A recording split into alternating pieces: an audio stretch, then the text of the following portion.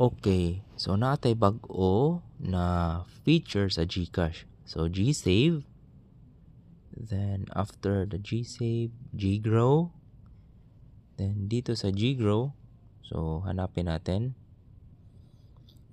So meron na tayong tinatawag na GBonds.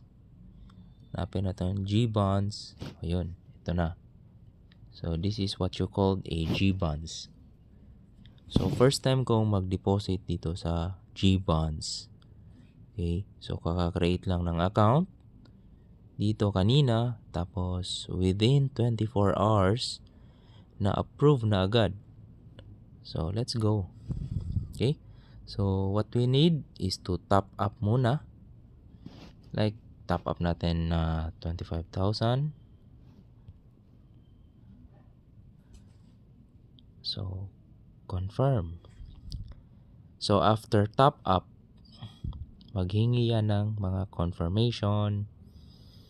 So yun, pay.